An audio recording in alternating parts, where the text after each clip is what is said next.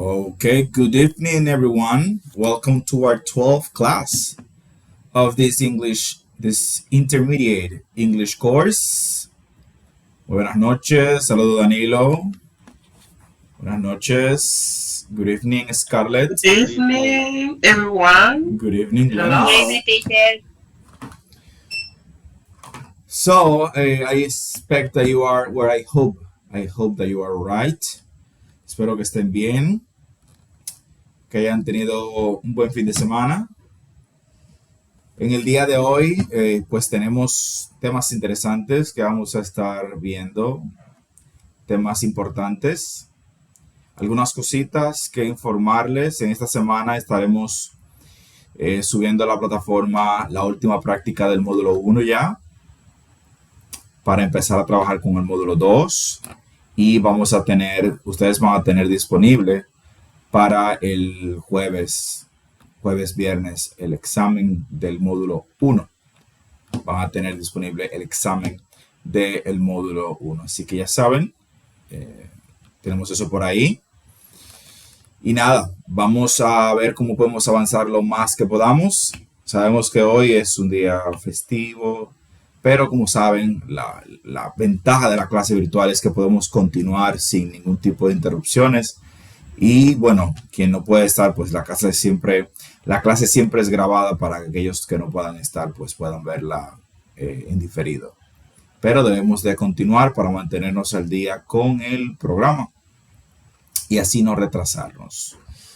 Lo primero que tenemos para hoy son pues nuestros verbos. Tenemos para hoy nuestros verbos. Hoy vamos a repasar los primeros 7 verbos de nuestro listado, nuestro nuevo listado de verbos. Entonces vamos a hacer esto rapidito para luego entonces continuar con nuestra tarea pendiente de los verbos modales, ¿verdad? Bien, entonces tenemos aquí este listado de verbos. Vamos a ver, ¿cuál es el verbo costar en inglés? ¿Cuál es el verbo costar en inglés? De costo, ¿verdad? ¿Cómo se dice eso en inglés? Cost. Muy bien, de Yajaira. Cost. ¿Y cuál es el pasado y el pasado participio de Yajaira del verbo cost? No cambia, teacher Cox. Exactamente, no cambia. Y eso es interesante. Es un verbo que no cambia. Pasa lo mismo que con caught, ¿verdad? Lo mismo que con put, que son verbos que mantienen la misma forma a medida de que van pasando de un tiempo verbal a otro, así que no hay ningún tipo de cambio, lo cual lo hace bastante fáciles de recordar porque si no sabemos uno, no sabemos los demás. Muy bien, no vamos a hablar del verbo cortar, que es el mismo verbo cut, porque es lo mismo. Cut, base, cut, pasado participio. Muy bien.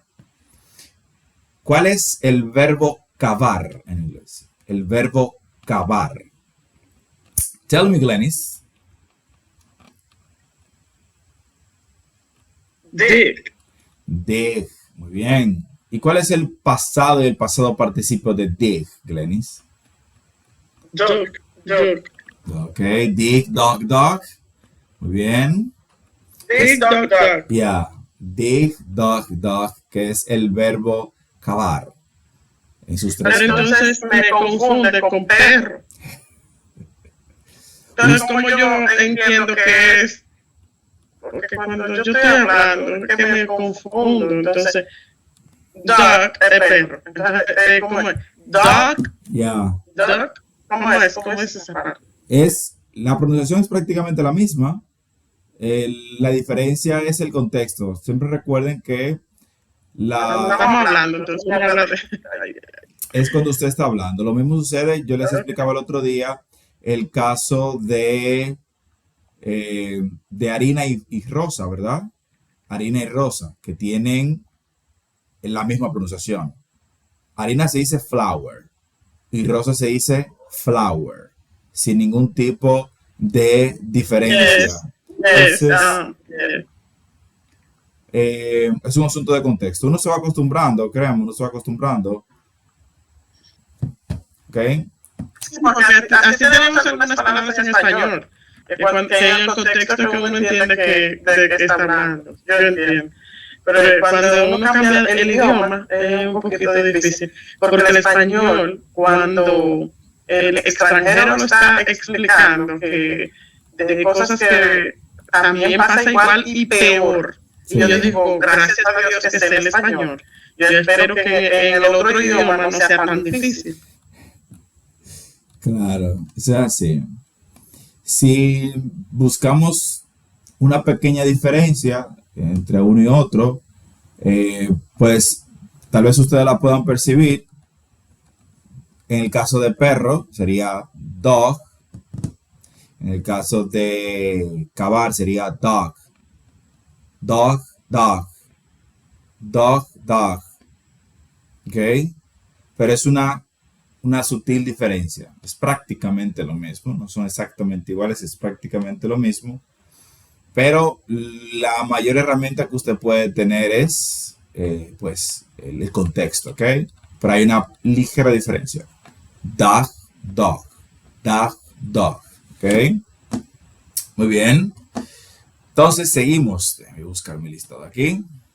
Tenemos el verbo bucear. El verbo bucear, ¿verdad? ¿Cómo decimos eso en inglés? ¿Cuál es el verbo bucear?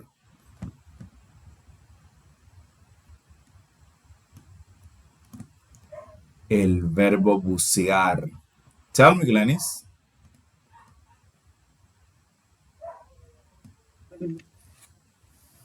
Dive. Muy bien. Dive. Dive. Muy bien. ¿Y cuál sería el pasado y el pasado participio de dive? Dived o dove. Ok, dove o dived. Ok. Dove. ¿Y el pasado Dive. participio? Dived. Dive. Con D al final. Dived. Ok, exactamente. Como les digo, es importante que ustedes siempre puedan recordar todas las formas que tiene, pero uno al principio trata de aprenderse por lo menos una. En el caso de dive, es solamente en el pasado que tiene otra forma, que en vez de decirse dived, se dice dove. Entonces, uno se aprende la que se le haga más fácil. En este caso sería dived, porque es más constante en la otra forma del verbo, es la misma forma. Entonces, dive, dived, dived. ¿Ok? Muy bien. Luego tenemos el verbo dream. ¿Qué significa dream en inglés? Dream.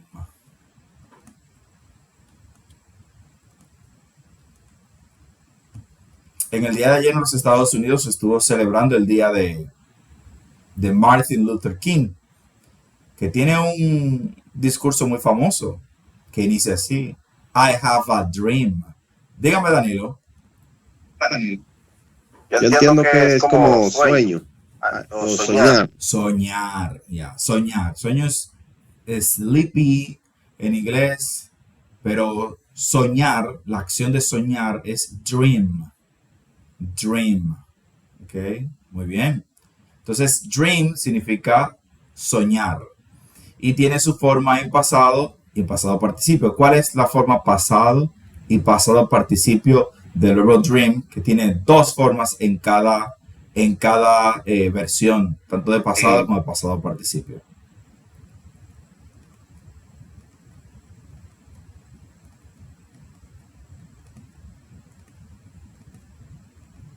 Tell me, Yajaira. Ayuda, teacher. Suena prácticamente igual, dreams, pero terminando en T, y con relación a la otra forma sería dreaming. Ok.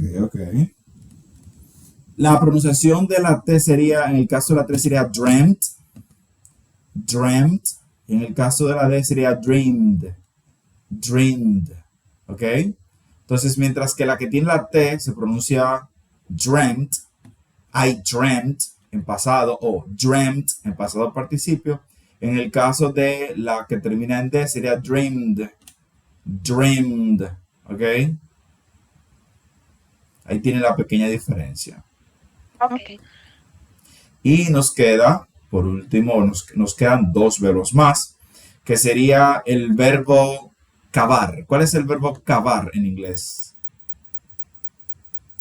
Bueno, ya se lo mencionamos, ¿verdad? Sí, se lo mencionamos. Sería ese, sería el verbo tratar. Ya, el verbo tratar, de acordar algo. Cuando usted tiene un acuerdo con alguien, ese es el verbo que se usa, que aquí aparece como tratar en español, pero es el verbo de lo que para nosotros es un acuerdo, cuando usted tiene un acuerdo con alguien. ¿Cuál es ese verbo?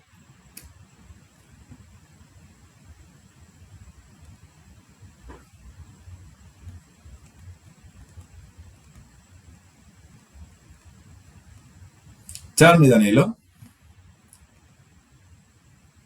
Deal, profe, deal. Deal, muy bien, deal. Los que consumen mucho contenido lo han escuchado eso, porque en muchas películas, en muchas series, siempre que hay algún tipo de contrato, suelen decir, we have a deal.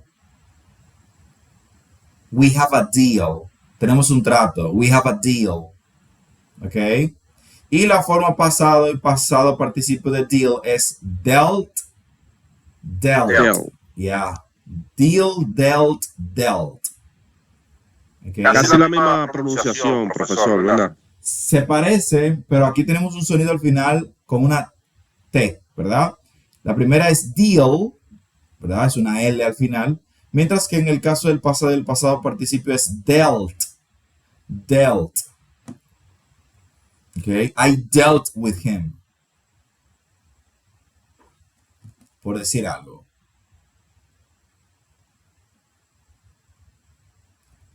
Y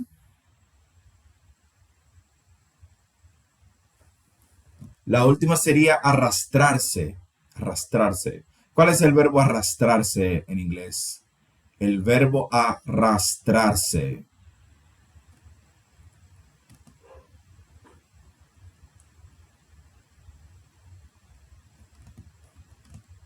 Okay, Danilo, tell me, what is el verbo arrastrarse?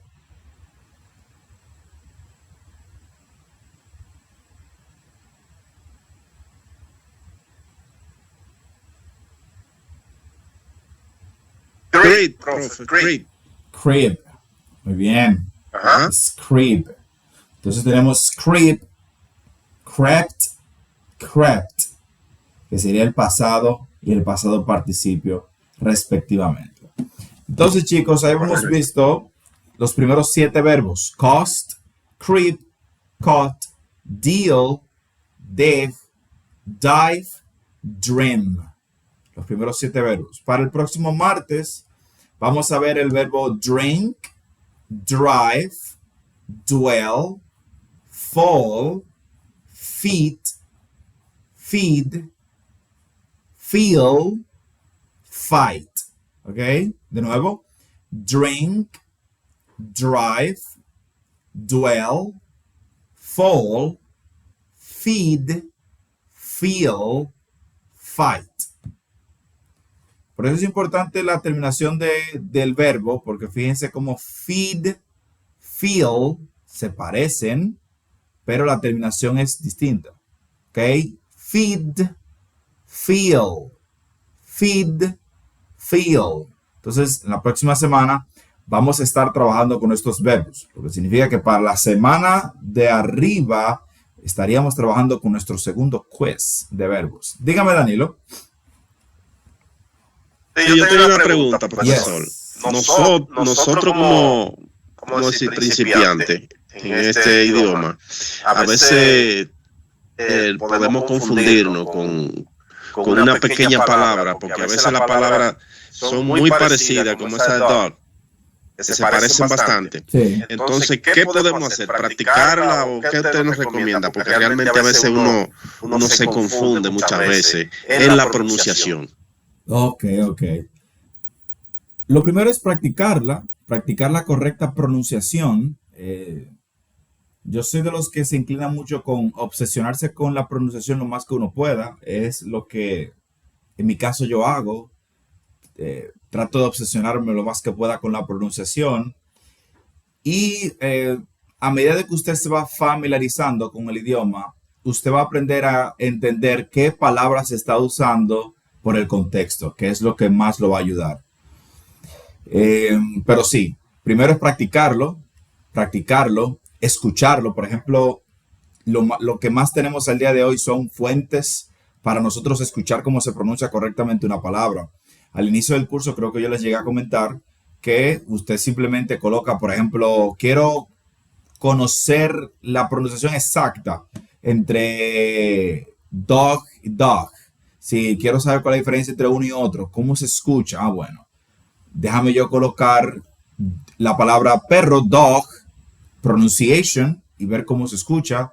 Y luego coloco el pasado del verbo dig, dog. Déjame yo buscar la pronunciación de esta palabra y la escucho.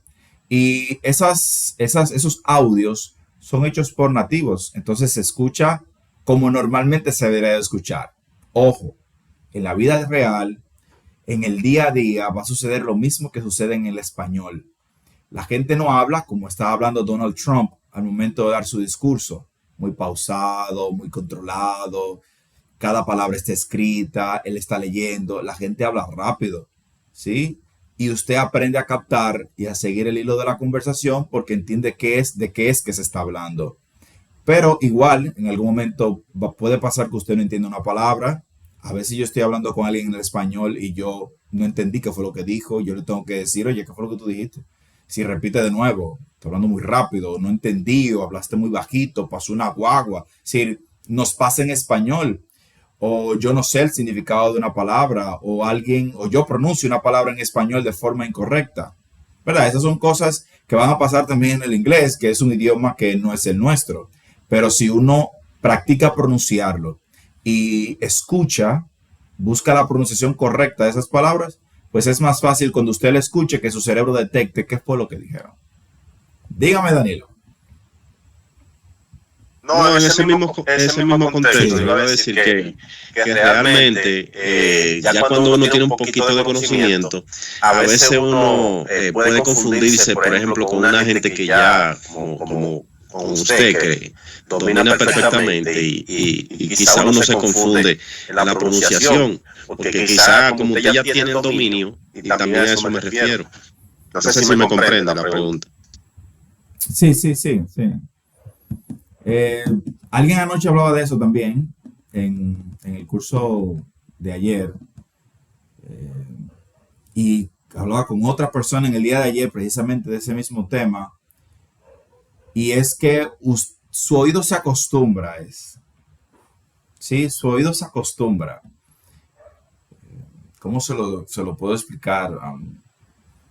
Usted va escuchando tantas conversaciones en inglés que usted se va acostumbrando, pero a veces, especialmente al principio, cuando usted pasa de una persona a otra, que cambia la pronunciación, especialmente entre no nativos, cambiamos la pronunciación, la velocidad y la forma en la que decimos las cosas, tal vez usted tenga un pequeño periodo de adaptación, captando a esa nueva persona que usted está escuchando hablar. Discúlpeme, profesor. Sí. En ese mismo sentido, escúcheme, que yo lo que quiero es saber realmente, porque hay americanos que usted lo escucha hablando todavía con un alto conocimiento, usted quizás porque es que tienen una jerga diferente. Eso aquí como por ejemplo aquí en el Cibao, o sea, en la capital, o sea, las jergas son diferentes. Entonces, a eso realmente que me refiero, profesor. ¿Y usted quiere saber cómo usted entender eso? No, porque yo sé que eso llevaría mucho tiempo, porque yo sé que un problema uno tendría que adaptarse, aprender primero. Exacto. Entonces, ¿cómo podría, para así contestarle mejor su pregunta, qué usted quisiera saber en torno a eso de la jerga, por ejemplo, y esas distintas formas que tienen los americanos dentro de su mismo país de hablar? Le digo porque yo he escuchado a americanos hablar de una forma y escucho a otro y hablan totalmente diferente, porque uno es de Ohio, el otro es de Washington High, Nueva York, por ejemplo. Sí. Y tienen como una jerga diferente. No sé si es por lo latino, lo otro, y el otro porque es muy americanizado. Lo que quiero es decirle, profe, que tienen un inglés tan diferente que para nosotros que estamos ya aprendiendo un poquito, a veces uno se confunde porque no sé si usted me entiende el contexto realmente. Ok. Sí, no. En realidad es así, eso pasa, pero no crea que solamente pasa con usted. Eso pasa hasta con el mismo americano que vive dentro del país, que le toca hablar con alguien que utiliza esa pronunciación diferente. No sé si usted ha escuchado el caso de los tejanos, los americanos que viven en Texas. Así es. Ellos tienen una forma de hablar diferente. El inglés que nosotros hablamos y el que nosotros aprendemos, hasta donde tengo entendido, es más un inglés neoyorquino, como hablan normalmente los de Nueva York. Esa área de Brooklyn creo que es. Pero dentro de Estados Unidos hay distintas formas de hablar en inglés y los tejanos tienen como un cantadito al momento de hablar y pegan mucho las palabras, las pegan mucho. No sé si ustedes llegaron a ver un video que se hizo viral en Instagram de un tejano, creo que era, que él como que decía, a ver si me acuerdo, él estaba como en un bote, era, y él como que tenía un, sí, lo que él estaba diciendo era como si fuese una canción, porque era todo pegado. No recuerdo ahora la expresión que él utilizó, tengo que buscarlo y mandárselo por el grupo, pero fue un estudiante que me lo mostró, porque él no lo entendía. Y después de yo escucharlo 2 veces, ya yo capté lo que él quería decir, pero me costó, porque la pronunciación era diferente. ¿A usted? Sí, ¿A usted le costó, profesor? me costó. La primera vez que lo escuché, yo, ok, porque dijo que qué es lo que quiere decir, ok, lo escuché de nuevo. Y ya en la segunda vez que lo escuché, ok, yo capté que era lo que él quería decir. Porque no es el inglés que yo consumo, no es el inglés al que yo tengo mi oído acostumbrado. Yo tengo mi oído acostumbrado al inglés de las series, que está hecho con un inglés más neutral, para que todos los americanos lo puedan entender, con distintos términos técnicos, etcétera, pero estoy más acostumbrado a ese inglés. Cuando veo una serie británica, me cuesta un poco más. En el caso de una serie en inglés normal, pues no hay ningún problema. Yo puedo entender más del 90% sin ningún problema. Pero si ya yo paso a una serie de inglés británico, me cuesta un poco más. Porque hay palabras que normalmente yo no uso ni estoy acostumbrado a usar. Hay ciertas pronunciaciones que ellos tienen que yo desconozco porque conozco la pronunciación principalmente del americano. Y vienen unos pequeños retos dentro de la comunicación. Entonces, eso forma parte de lo normal. Eso es inevitable, ¿ok? Eso es inevitable. Y no tiene que ver con qué tanto ya usted sabe o no del idioma, sino que tiene que adaptar su oído a entender esa otra pronunciación. Que hasta los mismos americanos, estamos hablando de nativos, tienen dificultad siguiéndole el paso o el ritmo a los británicos en algunas ocasiones, porque son 2 mundos totalmente diferentes. Es el mismo idioma, pero la forma de concebir la realidad del americano no es la forma de concebir la realidad del británico, ni son las mismas palabras necesariamente con las mismas pronunciaciones. Tenemos distintas pronunciaciones y estructuras que son comunes en un idioma, pero no son comunes en otra, y viceversa. Entonces, ahí hay un pequeño detalle que uno se va acostumbrando. Ya yo me he ido acostumbrando y bueno, uno escucha el británico y hay muchas cosas que uno empieza a captar, pero es un proceso. Es como si usted fuese de aquí a España. No todo lo que diga el español usted lo va a entender. Hay cosas que usted no va a entender. Y usted le va a preguntar. Yo, profesor, disculpe. Sí. Que también lo digo por ejemplo con las canciones de los americanos, Sí. Moreno. Bueno. Ese reggaetón que ellos usan Sí. tiene una jerga muy diferente porque quizá ellos acortan la palabra quizá como nosotros, no sé. Entonces, por ejemplo, el que escucha música country, yo creo que esa jerga es tan diferente en la pronunciación también. Sí, así es. Para darle paso a Glenis que está ahí, el inglés de los afroamericanos es diferente y no es un inglés que usted aprende aquí, ni lo aprende normalmente en un curso de inglés. Usted consume contenido de negros, es decir, con ese perfil, ve muchas películas de Denzel Washington, del neighborhood, en el barrio, de ellos en el barrio, y usted se va acostumbrando a eso. Pero eso es otro mundo, porque ahí no hay reglas. Eso no tiene reglas, ¿ok? Eso tiene tiene expresiones que son propias de ellos, que ellos han creado, y tienen su propio lenguaje, ¿ok? Entonces, igual, a un blanco le costaría, a un blanco neto que nunca ha tenido contacto con el mundo afroamericano, va a tener dificultad para entender eso, así como mi papá tiene dificultad para entender expresiones como eso es un bobo, ¿qué otra cosa? Bajé con trenza, y todos esos términos que se han popularizado, que ni mi papá ni mi mamá entienden eso. ¿Sí? ¿Por qué? Porque eso es una regla del barrio, que viene del barrio, en cierto contexto se utilizan esas palabras. Pero nosotros que hablamos español no las entendemos si no estamos familiarizados con la jerga. Dígame, Glenis. No se crea que lo olvidé. Yo hasta bajé la mano. No, yo no olvido manos, no se preocupe. No es por la mano. Es que yo lo bajé porque es que todo lo que yo iba a decir, yo iba a aportar. Usted lo dijo. Y es que, aunque en Latinoamérica, Centroamérica, hablamos el español, cada quien habla distinto. Entonces, incluso para ellos que hablan español, la mayoría, cuando vienen aquí no saben ni papa lo que uno dice. ¿Y que yo dije? Ni papa. ¿Pero qué es papa? O sea, es eso. Eso es en el español. Entonces nosotros tenemos una jerga, que es el papa que acabo de decir, es una jerga. Entonces, es difícil entenderlo. Pero nosotros estamos aprendiendo inglés correcto. El inglés correcto. Entonces, cuando ya hablamos de que inglés de negro, que inglés del sur de Estados Unidos, que hablan muy distinto, como Texas, aquí igual que nosotros, el Cibao, el sur y la capital habla muy distinto. Yo soy capitaleña, pero no se nota. Sí. Hay muchos que creen que soy de otro sitio, pero trato de hablar lo más perfecto en cuanto al idioma español, porque lo que más he estudiado es la lingüística y las letras.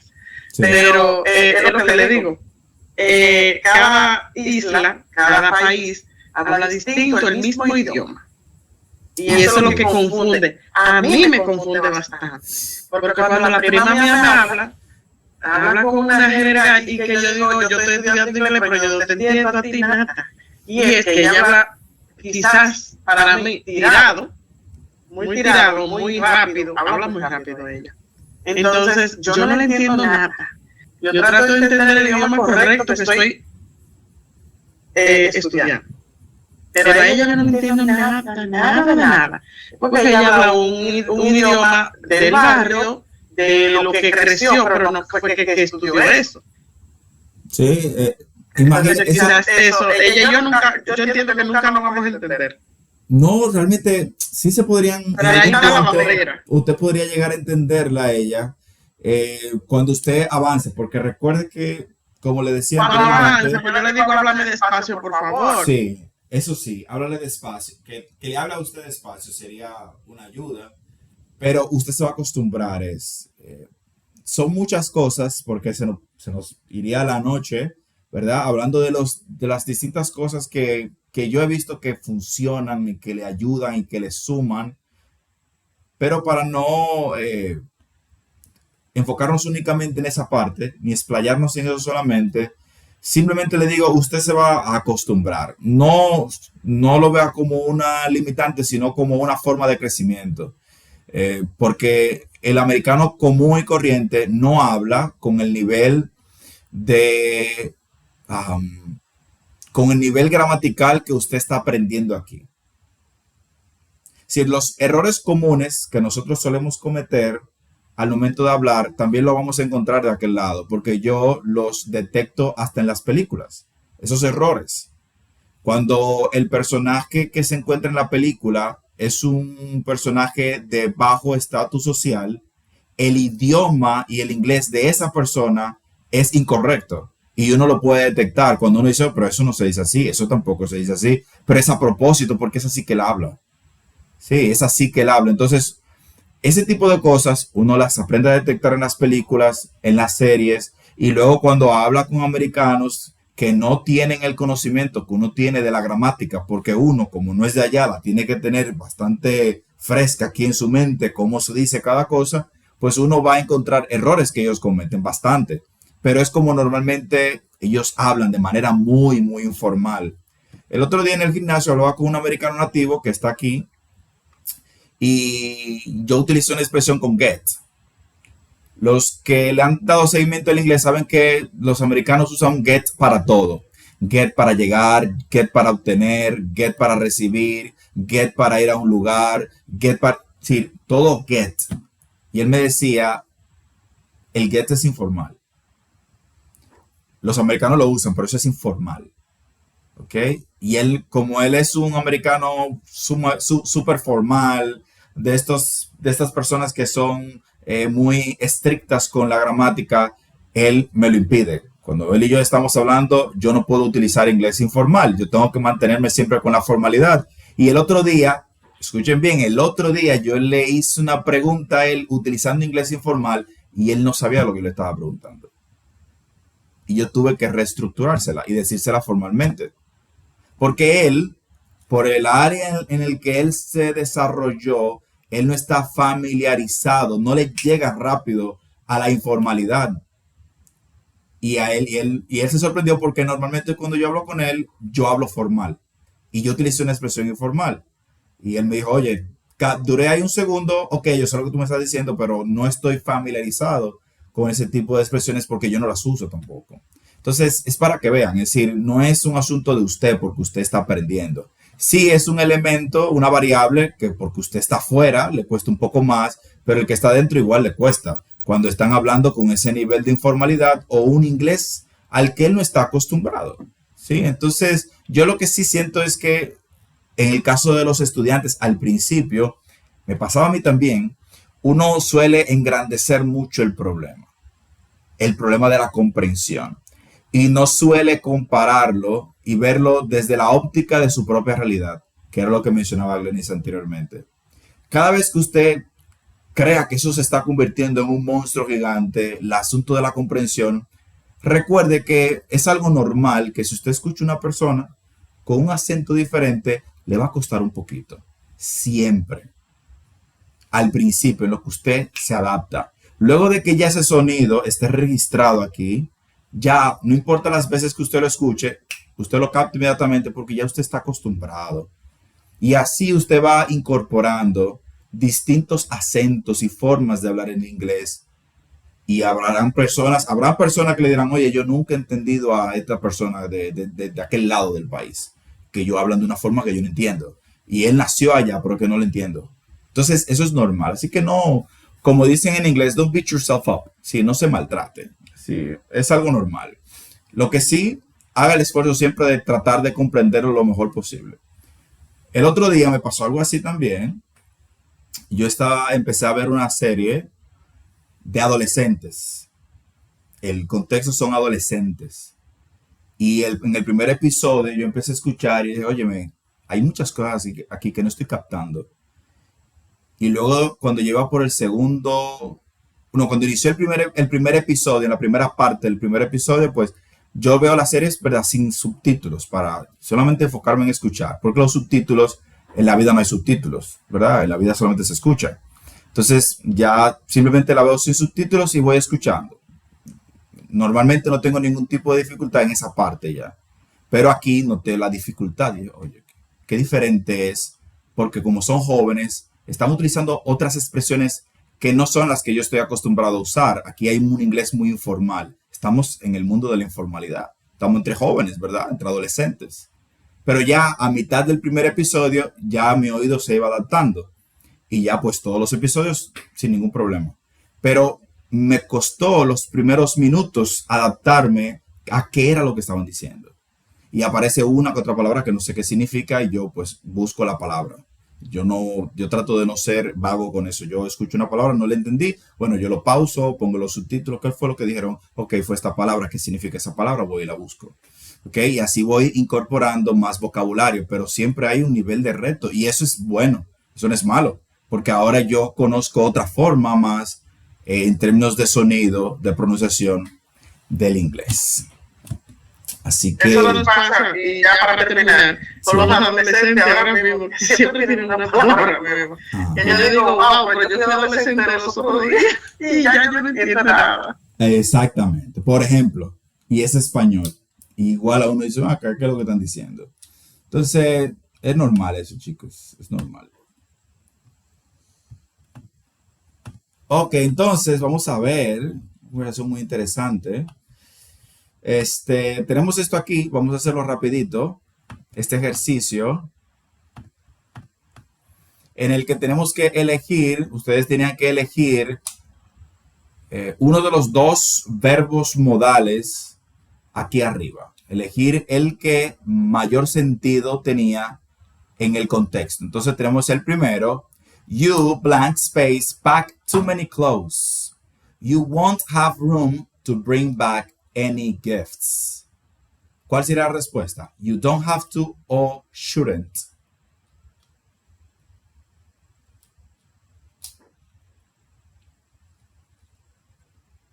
Tell me, Scarlett. Teacher, yo puse shouldn't. Ok. Scarlett colocó shouldn't. ¿Todos de acuerdo con Scarlett? ¿Alguien lo tiene diferente?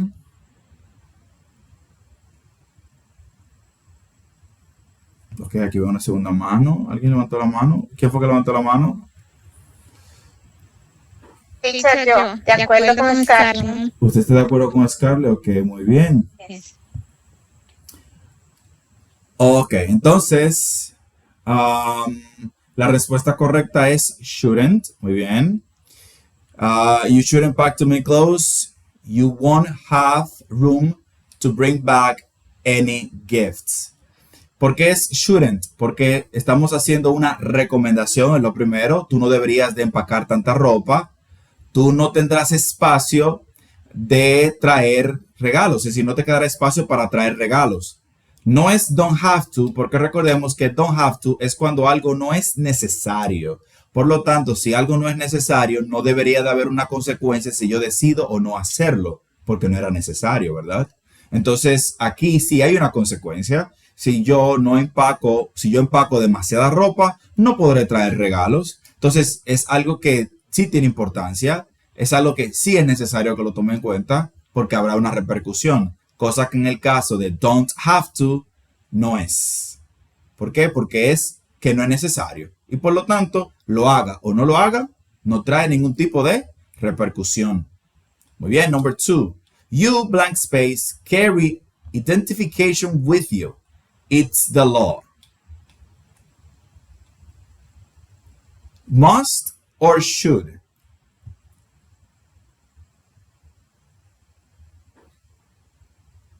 Deyajaira, tell me. Much. Must. Yes. Ok, ¿todos de acuerdo con must? ¿Alguien cree que es should? Yo teacher, should. Scarlett. Ok, so Scarlett believes is should. Muy bien, vamos a ver. Identification. So, la respuesta correcta es must. ¿Por qué? Nos dice que you must carry identification with you, it's the law. Estamos hablando de que tú deberías de llevar tu identificación contigo. Es una obligación que tú tienes de llevar tu identificación contigo. Es la ley. Si yo te digo a ti que tú, como recomendación, tú deberías de llevar tu identificación contigo, es simplemente una recomendación. No necesariamente por eso tiene que sucederte algo, porque yo simplemente te estoy dando un consejo Entonces, en el caso de should, si se quedara únicamente en el punto ahí, you should carry identification with you, sería bien. Pero como dice it's the law, me está enfatizando algo. Y en los contextos legales se utiliza normalmente must. En los contextos legales de ley. ¿Ok? Entonces, you must carry, tú deberías de cargar tu identificación contigo. Eso es una obligación que yo como persona tengo. ¿Ok? It's the law, es la ley. Bien, en el caso de should, no sería por lo que acabo de comentar, porque ya no sería no sería una recomendación, sino que aquí hay una repercusión de no hacerlo, o hay una obligación basada en la ley. Tell me, Danilo. La tercera, Ok. ought to, profesor. Ought to, ok, muy bien. Danilo dice que la tercera es ought to. Vamos a ver. You blank space buy a money belt to carry your passport, ATM card, and cash. Muy bien, Danilo nos dice que es you ought to buy. Ought to buy. ¿Todos de acuerdo con ought to buy? ¿O alguien cree que sería you have to buy? De acuerdo con Danilo. Ok, muy bien. Y la respuesta es correcta. You ought to buy a money belt to carry your passport, ATM card, and cash. Tú deberías de comprar pues un monedero para cargar tu pasaporte, tu tarjeta de crédito y tu dinero. No puede ser have to porque have to es una obligación externa que yo debo de cumplir. ¿Acaso hay alguna ley que me ordene comprar un monedero para yo llevar esas cosas? No. Si yo las quiero llevar en la gorra, en la media, en los zapatos, no importa. Es una decisión mía. Pero sí alguien podría darme la recomendación de hacerlo. Si se fijan cómo entre la segunda y la tercera, una simple recomendación se queda ahí porque es personal, mientras que la otra hay otros entes que inciden en ella y hay un must, entonces. Muy bien, number 4. You blank space make hotel reservations in advance. It might be difficult to find a room after you get there. Glennis, tell me, what do you think is the answer? I think is you'd better make hotel reservation in advance. It might be difficult to find a room after you get there. After you here. get there, ok. Muy bien. Entonces, ¿todos de acuerdo con you'd better? ¿Alguien cree que sería you have to?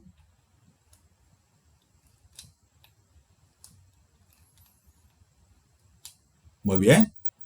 Pues si todos están de acuerdo, la respuesta es correcta nuevamente. You'd better make hotel reservations.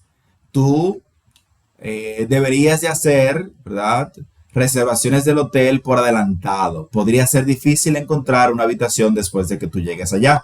Habíamos visto que usamos you'd better, que es lo mismo que you had better, para hacer una recomendación que si no se hace, trae consecuencias. Trae consecuencias. Entonces aquí tenemos que have to nos encaja porque usamos have to para leyes externas. Esto no es una ley. Esto es una recomendación. Una recomendación más fuerte que should y que tiene un elemento de repercusión, ¿verdad? Si algo negativo va a suceder si yo no cumplo con esta recomendación. Number 5. You blank space buy a round trip plane ticket because it's cheaper. Tell me, Danilo, must or should?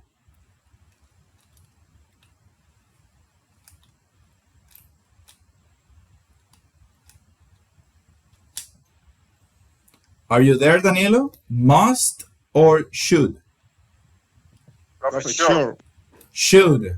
Okay. Sí. ¿Todos de acuerdo con should? ¿Alguien cree que es must? De acuerdo con Danilo, teacher. Ok. Bien, muy bien. Si todos están de acuerdo, de nuevo, la respuesta es correcta. You should buy a round trip plane ticket because it's cheaper. Sabemos que es should porque nos están haciendo una recomendación de que compremos un ticket aéreo de ida y vuelta porque es más barato. No puede ser un must porque no es una obligación que yo tengo de comprar un ticket de ida y vuelta. Yo lo compro si yo quiero. Y la persona me está dando una recomendación, me está diciendo, oye, cómpralo que es más barato. Eso es un consejo. Muy bien. Y por último, you blank space, check out of most hotels rooms by noon if you don't want to pay for another night. Jenny, tell me, what do you think is the answer? Ought to. You owe to, ok. Jenny dice owe to. Yes. ¿Alguien más? ¿Todos de acuerdo con owe to? You need to check out of most hotel room by noon if you don't want to pay for another night. Ok, muy bien. Entonces tenemos que Glenys entiende que es need to, Jenny owe to. La respuesta correcta en este caso sería you need to. You need to check out of most hotel rooms by noon if you don't want to pay for another night. Recordemos que ought to lo usamos para hacer recomendaciones normalmente en el contexto moral de obediencia, de hacer lo correcto. Y aunque podríamos utilizarlo en el caso de una recomendación, aquí tenemos es una necesidad. Es que tú necesitas hacerlo, porque de lo contrario habrá una consecuencia. Recordemos que need to, must y have to estaban en el mismo cuadro. Tienen niveles, siendo need to el más suave de todos, pero habla de una necesidad personal. Entonces tú tienes una necesidad en este caso de salir de la mayoría de los hoteles antes del mediodía si tú no quieres pagar por otra noche. ¿Ok? Interesantemente, en estos ejercicios les ponen dos opciones opuestas, porque bien podríamos utilizar otro tipo de modales en muchas de esas respuestas, pero no están dentro de las opciones por razones obvias, ya que esto depende mucho del contexto y de la interpretación que cada quien le dé a algo. Así que se utilizan normalmente ejercicios los más objetivos posibles. Muy bien. Seguimos, pues. Sí, lo que pasa es que como ahí dice que necesita hacer el checkout, Sí. la revisión esa de salida, Sí. cuando uno sale de un hotel, porque la mayoría de las habitaciones del hotel al mediodía, ya que si no, tienes que pagar otra noche. Sí. Por eso la necesidad de hacer el checkout antes del mediodía. Así es. Muy bien, entonces continuamos. Bien, aquí tenemos un tema nuevo. Tenemos aquí lo que son peticiones con modales y would you mind. La idea de este grammar que tenemos aquí es simplemente mostrarnos dos cosas. Número uno, la expresión would you mind. Would you mind, normalmente uno la pronuncia como si fuese un sh. Would you mind, como corrido, would you mind. No se para a decir would you mind, porque toma mucho tiempo, ¿verdad? Would you mind, que es una expresión para, de manera cortés, solicitar algo. En español significa ¿te importaría? ¿Verdad? ¿Te importaría moverte? ¿Te importaría parquearte en otro lado? ¿Te importaría traerme un vaso de agua? ¿Te importaría? Es una forma cortés, ¿verdad? De hacer la petición. Y aquí tenemos las formas modales que ya habíamos visto, pero que difieren del would you mind por el verbo. Vamos a ver cómo yo puedo explicar esto de la manera más sencilla posible. Síganme aquí. Tenemos aquí el verbo modal can, could y would. Sabemos que usamos can y could para hacer peticiones corteses, ¿verdad? Siendo can el más informal, could más formal y más cortés.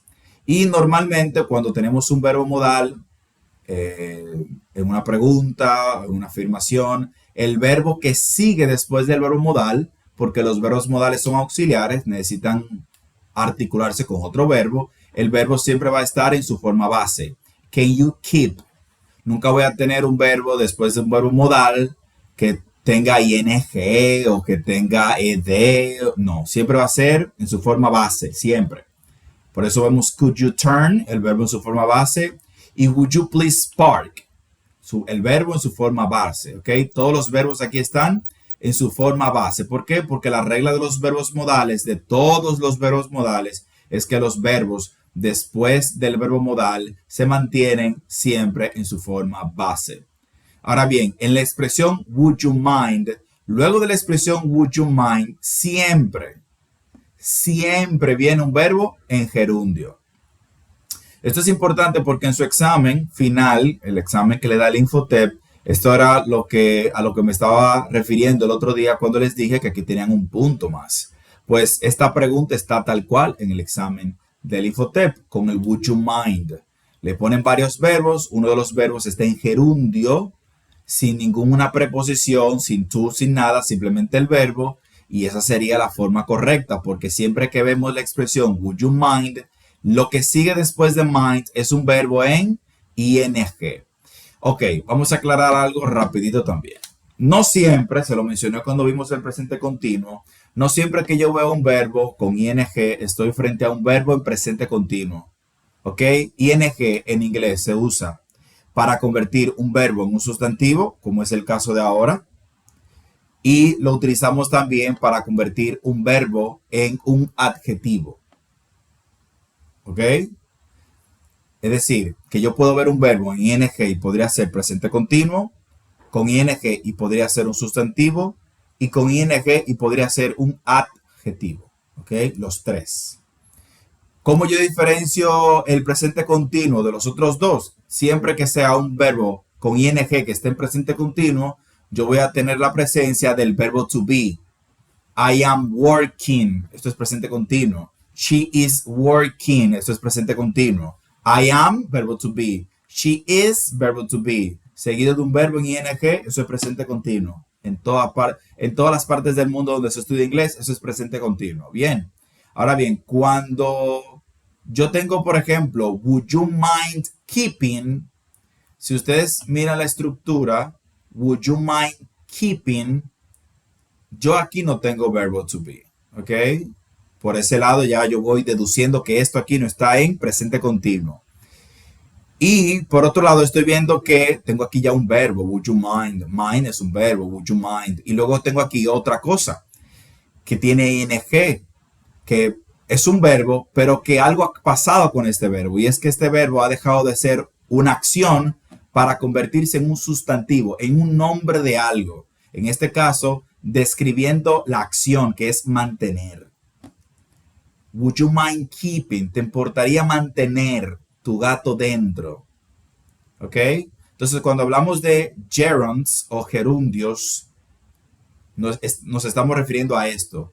Verbos en inglés, que cuando le agregamos el ing se convierten en sustantivos. Recordemos que los verbos describen o nos hablan de una acción, mientras que los sustantivos son el nombre de algo. Entonces, cuando me refiero a que el verbo se convirtió en un sustantivo, es que dejó su función de verbo, de acción, para convertirse entonces en un nombre de algo, para referirse o para describir una acción, ¿ok?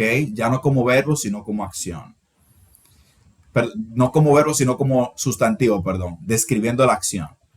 Entonces, would you mind keeping your cat inside? Would you mind turning the music down, please?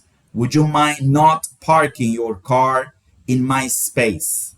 Si se fijan, luego de mind tenemos el verbo en ing. Si ustedes hacen un paralelismo entre ambas oraciones, se van a dar cuenta de que ambas oraciones de cada lado están diciendo lo mismo, pero de distintas formas. Can you keep your cat inside, please? ¿Podrías mantener tu gato dentro? ¿Te importaría? Would you mind keeping your cat inside? ¿Te importaría mantener tu gato dentro?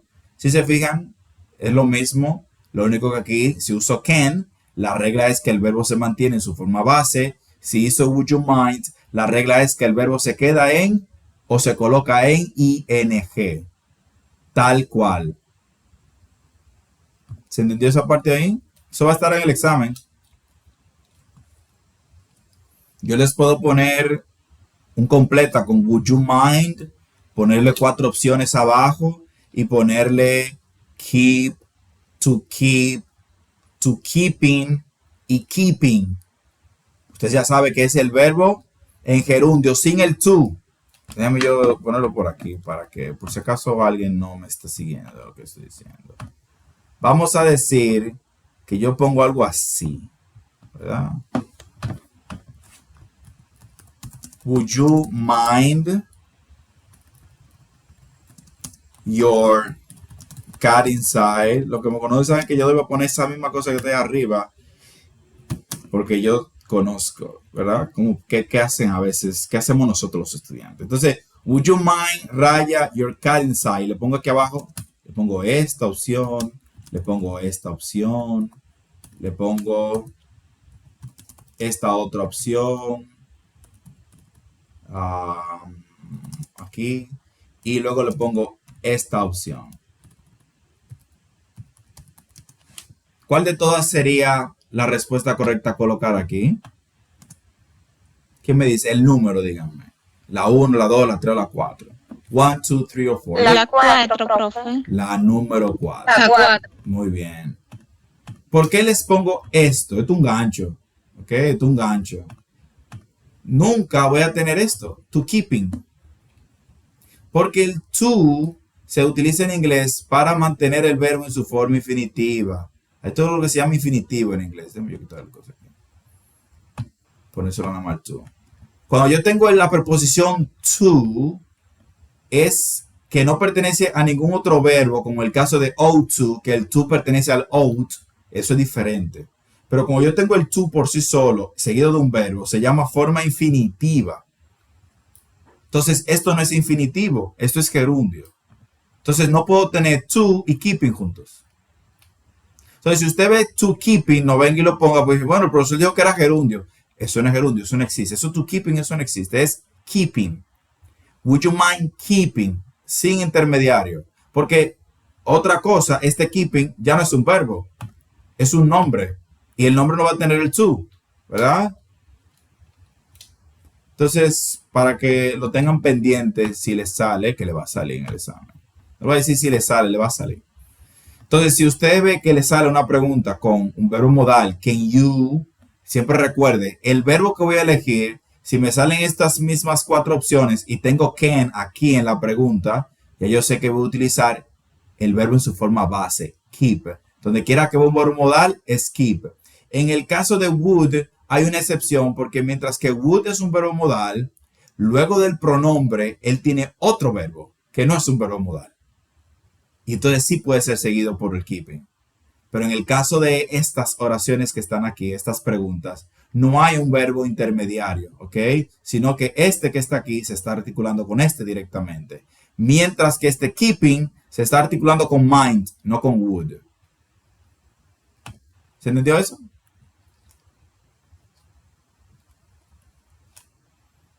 ¿Alguna duda, alguna pregunta?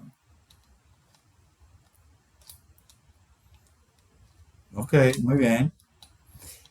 Chicos, lo de los gerundios, lo que yo le expliqué así volado de verbos que se convierten en sustantivo. Por ahora, capte lo que le dije del would you mind. Y donde usted lo vea, coloque el ing. El verbo con el ing, ya usted sabe que se convirtió en un sustantivo. Aunque eso de primera no le queda muy claro, más adelante vamos a ver el tema ya a detalle y le vamos a dedicar su tiempo. Un tiempo prudente para que usted lo capte, ¿ok? Al principio cuesta un poquito porque uno dice, ok, el verbo se convierte en un sustantivo, el verbo se convierte también en un adjetivo, el verbo es un verbo que está accionándose en el momento, se parece, pero son todos diferentes, ¿ok? Y a los americanos les gusta usar mucho los gerundios. Bien, entonces, para poder avanzar, chicos, porque nuestra conversación del inicio nos tomó un poco de tiempo y era necesario, no se preocupe, era necesario. Vamos a dejar esto de tarea aquí. ¿Qué ustedes van a hacer aquí? Muy fácil. Ustedes tienen estas preguntas, ¿verdad? Y aquí tienen estas opciones que serían respuestas. Usted lo que tiene que conectar la pregunta con la respuesta que usted cree que encaja con la pregunta, ¿verdad? Aquí tenemos, por ejemplo, would you mind not using your phone in class? ¿Te importaría no usar tu teléfono en la clase? Y busco aquí cuál de todas esas respuestas podría darle sentido a esta pregunta. ¿Cuál podría ser una posible respuesta a eso? Solamente hay una respuesta por pregunta, así que no hay razón de equivocarse, ¿verdad? De perderse en el ejercicio. Por ejemplo, en el caso de la primera, la respuesta es la número D. Sorry, I had to talk to my boss. ¿Te importaría no usar el teléfono en la clase? Lo siento, tenía que hablar con mi jefe. ¿Ok? Por ejemplo. Y así sucesivamente. ¿Ok? Esta sería la primera tarea. Luego tenemos aquí. Déjenme yo hacer esto, que ahorita se me olvida. Simplemente es como un apareo eso. Es como un apareo. Déjenme yo tomar la foto y mandarla para que no se me olvide. Ahí va la primera. Bien. Luego tenemos aquí, what do you use this for? ¿Para qué tú utilizas esto? Inventions we can't live without. Inventos con los que no podemos dejar de estar, con los que no podemos vivir. Sin los que no podemos vivir, inventos sin los que no podemos vivir, como son los smartphones, digital cameras, internet, e-readers, table computers, streaming TV, robots, 3D printers, driverless cars, GPS technology, drones, Wi-Fi. Nosotros conocemos la gran mayoría de estos inventos que han formado parte ya de nuestro día a día y simplemente no podemos dejar de estar sin ellos. Y por último, tenemos esto. Aquí viene otra cosita más parecido a la anterior, así que stick with me. Como dicen los americanos, stick with me, quédese conmigo ahí, no se vaya. Tenemos estas expresiones aquí en infinitivo y en gerundio. Aquí vuelve el gerundio de ahorita. El verbo en forma de nombre, en forma de sustantivo. Estas expresiones, estas tres oraciones están diciendo exactamente lo mismo, pero de forma diferente. La primera oración de este lado me dice, I use my cell phone to send messages. I use my cell phone to send messages. Y de este lado me dice, I use my cell phone for sending messages. Si se fijan, lo único que cambia en las oraciones es la parte en negrita, ¿verdad? En una dice to send y en otra dice for sending. Y usted se preguntará, ok, ¿cuándo uso una y cuándo uso otra? Si ambas dicen lo mismo. Y ambas dicen lo mismo, se lo voy a probar. Yo uso mi teléfono para mandar mensajes. Yo uso mi teléfono para mandar mensajes. ¿Sí? En nuestro idioma, en español es lo mismo, pero en inglés, y aquí viene el detalle, aunque se usan de manera intercambiable en inglés, se puede utilizar tanto una como otra y al final transmite la idea, hay una ligera diferencia entre el to send y el for sending. Mientras que cuando utilizo to send, estoy hablando del propósito, miren aquí donde se lo puse, el propósito o la intención, ¿sí? ¿Cuál es el propósito de tu celular? Al propósito, si yo uso mi celular para yo mandar mensajes. Entonces, para yo responder al propósito de, utilizo la estructura en infinitivo to send, que es el to seguido del verbo en su forma base. ¿Ok? Ahí yo estoy enfatizando, escuche bien, el propósito que tengo con el teléfono en este caso. O con lo que sea que yo esté diciendo en la oración. El to, con el verbo en su forma infinitiva, enfatiza, subraya el propósito. Es como si yo estuviese respondiendo a la pregunta ¿por qué? Como que me preguntasen ¿por qué tú usas tu teléfono? Ahí me están preguntando el propósito. ¿Por qué tú usas tu teléfono? Ah, yo uso mi teléfono para mandar mensajes. Mientras que en el caso de for, siempre que tenga la preposición for seguida de un verbo, el verbo debe estar en gerundio. En el caso de for, yo utilizo, cuando lo digo en inglés, estoy enfatizando, subrayando más la razón de algo o el beneficio de algo. Es como responder a la pregunta ¿para qué? ¿Para qué tú utilizas tu teléfono? Ah, yo utilizo mi teléfono para enviar mensajes. Y usted dirá, óyeme, pero en español es prácticamente lo mismo, el por qué, el para qué, porque ambas incluyen el qué. Sí, realmente es así. Pero en inglés no se capta igual que en español porque son dos situaciones distintas. Y el matiz de tu send para el americano es apreciable. Y el matiz de for sending también es apreciable. Pero al final, como les dije al principio, los americanos utilizan ambas estructuras de manera intercambiable porque al final transmiten una idea similar, que es el propósito o la razón por la que yo utilizo algo. ¿Ok? El propósito o la razón por la que yo utilizo algo. Hay otros verbos, como es el caso de forget, como es el caso de remember, donde esta estructura, cuando en el caso del verbo forget, tiene el infinitivo, sí, para nosotros se siente más la diferencia, y cuando tiene el gerundio se siente más la diferencia que en estos casos. Pero básicamente es eso. ¿Qué es lo que yo quiero que usted capte de esto? ¿Ok? ¿Qué es lo que quiero que capte? Número uno, ambas oraciones para nosotros significan lo mismo.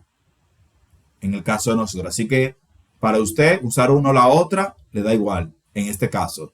Y número dos, que siempre que usted vea to, sepa que el verbo va en infinitivo. Y siempre que vea for, sepa que el verbo va en gerundio. ¿Ok? ¿Podemos estar de acuerdo en esa parte por lo menos? A pesar de todo lo otro que yo mencioné. Hay cosas, chicos, que yo se lo digo por experiencia, no solamente por el inglés. Cuando estoy haciendo estudios de lenguas muertas, hebreo o griego, hay cosas que yo no puedo decirlas en mi idioma. Yo las entiendo en el idioma original, pero no las puedo decir porque no tenemos un equivalente de eso en nuestro idioma. Y eso pasa con todos los idiomas sin excepción. Y aquí lo acabamos de ver en el inglés. Me pasa con mucha frecuencia. Yo puedo decir algo en inglés y yo en mi mente yo capté claramente lo que yo quiero decir. Pero yo intento poner eso en español y me cuesta. Porque a medida que usted va avanzando en el idioma, usted aprende a pensar en el idioma y usted entiende cosas en el idioma que usted no podría explicar en español, pero sí en inglés. ¿Qué cosa, eh? Sería más fácil explicarle en inglés que en español. Como eso, por ejemplo. Sería más fácil explicarlo en inglés que en español. Porque en el inglés, pues dentro de su propio mundo, pues es más fácil explicar el for sending y el to send que ponerlo en español, donde para nosotros es igual. Es por eso. Pero para ellos no. Aunque ellos lo usan de manera intercambiable. Pero en teoría, como me gusta decir, en el papel, sí hay una pequeña diferencia. ¿Ok? Y como les dije, en otros verbos lo vamos a notar más esa diferencia. Por ahora, no se me estanque con eso como, wow, qué complicado. Eso es sencillo. Es simplemente adaptación. Usted se va adaptando y ya no le parece tan complicado. Porque no lo es simplemente que es nuevo. Enfóquese en eso. Si usted ve una oración, volvemos aquí a regalarle un punto del examen. Okay. Si usted, por ejemplo, ve que yo le pongo I use my cell phone y le pongo esto, y le pongo un espacio, y le pongo messages. Y no, deben ponerle aquí, ¿qué pasó aquí? My cell phone to. Miren, le puse la preposición to, ¿verdad? Entonces yo le pongo aquí send, le pongo opción número 2, sending, número 3, to sending. Ya usted sabe que la respuesta correcta es ¿cuál? ¿La 1, la 2 o la 3? La 1. La 1, ¿verdad? Porque es el verbo en su forma base. Es esta la respuesta correcta. Pero si aquí yo cambio y le pongo la misma oración y pongo for, ¿cuál sería la respuesta correcta? Dado. La 2. Excelente. Fíjense, yo simplemente cambié una preposición. Simplemente puse en la misma oración, quité el for, quité el to y puse for. Y ya automáticamente no era send, sino sending. Eso es lo que yo quiero que usted capte. Por ahora, con eso basta. Ya lo otro, más adelante, lo vemos de nuevo, volvemos a repetirlo, lo vemos en un texto y como que empieza a hacerle sentido en su mente. Pero por ahora la estructura es la que yo quiero que no fallen en la estructura, que la sepan distinguir. Que cuando vean to va send, cuando vean for va sending. Miren aquí el caso de some people use their phones to watch. Some people use their phones for watching. ¿Sí? For watching, to watch. People often use their phones to take photos. People often use their phones for taking photos. ¿Sí? For taking, to take. No olvidar. ¿Bien ahí? Divertido, ¿verdad?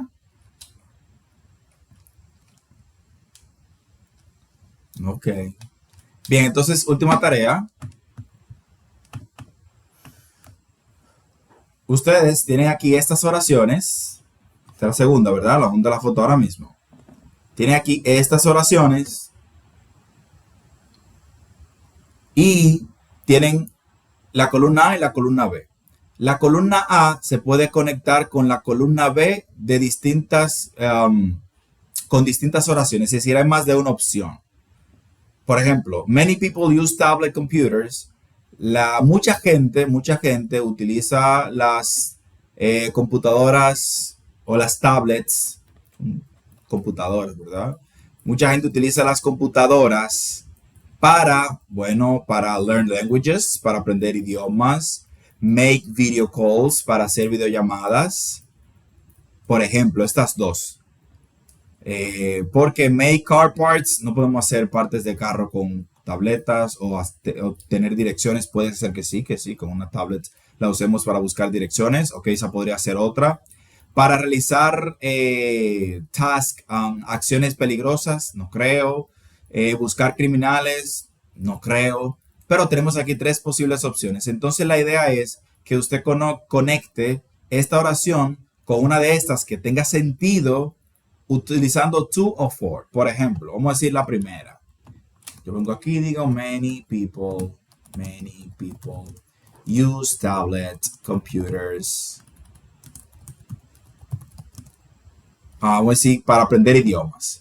Si yo decido utilizar to, nada más tengo que colocar lo mismo que está en la oración. Learn languages. Pero si yo decido colocar for, yo sé que learn va a ser learning languages. ¿Sí? ¿Vieron qué fácil? Otro ejemplo. Make video calls. Many people use tablet computers to make video calls. No tengo que hacer ningún otro cambio porque el verbo simplemente necesita estar en infinitivo y aquí en todas estas oraciones los verbos ya están en infinitivo en su forma base. Ya yo tengo solamente que agregar el to. Pero si agrego for, yo sé que el verbo que sigue va en ing y luego el resto de la oración. ¿Sí? Eso es lo que van a hacer.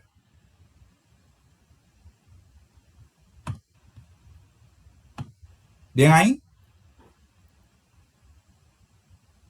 Conectar una columna con la otra usando to o for. Si coloco to, todo queda igual. Si coloco for, ok, exacto, pero nosotros somos los que vamos a elegir si es to o for. Exacto. Entonces cambiar o dejar así. Exactamente. Eso es lo que saben. Porque ambas son correctas. Gracias. Bien, chicos.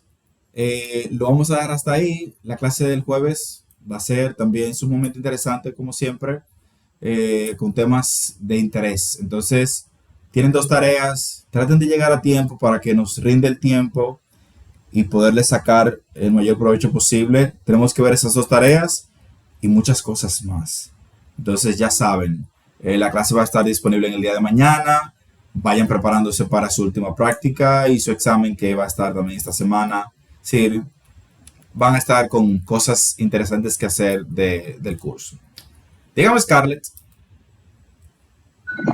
Teacher, esa clase que te dejando hoy para el jueves, ¿verdad? Sí, sí, esa clase, esas dos fotos que voy a mandar al grupo son para el jueves, para hacerlo aquí en vivo. Ok, ok. Perfecto.